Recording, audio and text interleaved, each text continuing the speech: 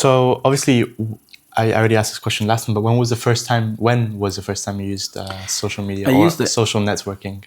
Okay, I'm going to not talk about Photolog because I think by today's standards, that's not even remotely close to what we consider social media. Okay. Today was basically just a place where you could upload a photo a day and people could write comments in the form of a kind of forum. So I don't really count that.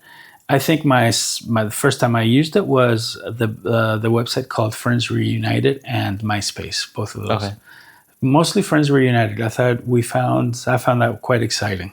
That was basically a site. I think it closed in 2016. So it was open for quite a while because this is back in the very late 90s or early 2000s when I'm talking about. And the premise was that you could use it to find old friends and reconnect with old friends, either school friends or family or whatever. And that was kind of cool because we did exactly that. And that was cool. I can't really remember how it worked. I think it was quite different to the modern way of using social media. But that was the first. And then after that, of course, Facebook. Mm-hmm. Yeah, of course, the typical old people's social media, isn't it? It's Meta funny. Facebook. It's funny. I like the way you say that because, to be honest, for people my age or even younger, people that are over 35, they'd be very surprised to find that you guys consider, that your generation considers Facebook like the old people's social media, because for them it's just as current as it always was. No, not at all. Same as email. I mean, you're at university now, I think, so you're starting to get used to using email because your professors and the admin use email, but you've never used email, right? No. The first time I probably started using email and I started looking at my email every other day was when I was doing my university applications a couple of years ago. And I was like, wow, I'm literally going to my Gmail maybe every 2 days, something like that, which before that, every time I went in, there was like 1,000 notifications of just from different things and different spam and stuff. Because my email before was just to log into stuff. It was never to actually use.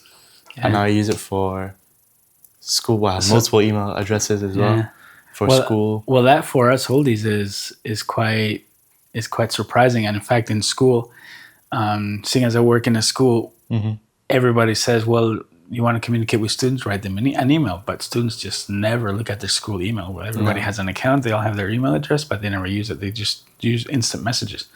And the premise is, why would I want to go to look for a message when I can receive it instantly through Teams or WhatsApp or anything like that, right? It's a lot more handy, isn't it? It is. Yeah. So would you consider email a form of social networking? Sorry. Social media. Social media?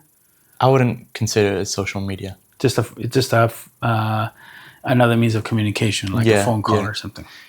I find it a very inefficient way of communication. Okay. Inefficient. Why? Because when you think about email, especially in my mind, email is a very formal transaction. Exactly. It? That's exactly what it is. It's very dear, la la la, bada bada bada bada, kind regards, Gabe Chavarria student of MTU, you know, like it's very formal.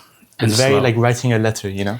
Yeah, and to be honest, the real reason why us professionals use email, really, it's for accountability and for traceability. Yeah. If you have an email thread, you can always refer back to it, and if you always have you can always save it or anything like that. You have the whole thread, and you have something in writing, so to speak. That's where they tend to be a little bit more formal. This is something that you're not a professional yet, so you haven't found that situation yet. But if you ever have to communicate with somebody, and you want that communication to be on record at a very specific date and time, then you write an email. Because the problem with WhatsApp, Teams, or any other kind of formal instant messaging is that those messages scroll, and then you never have. And it happens at school very often. You know, I'll write an email or I'll write to one of my coworkers by Teams, and then a month later, there's just no finding that message anymore. And I said, well, I told you to do that. And they say, you never did. I said, yes, prove it. And you can't, because you can't find it. So really, that's the point of email. It is a little bit more formal. So it does have its uses. But it's not only the formality of it, because that I understand, especially if you're talking to like someone that's a lot higher than you in the, obviously for you it won't happen, Your but line manager, whatever. yeah. But especially like with instant messages, it's just a lot quicker to to have a conversation. For sure. A lot more handy. Yeah, I totally agree. Than in emails. I totally agree. But I think we're divergent because we're not talking about social media. No, we're not. As usual. We end up talking about something else.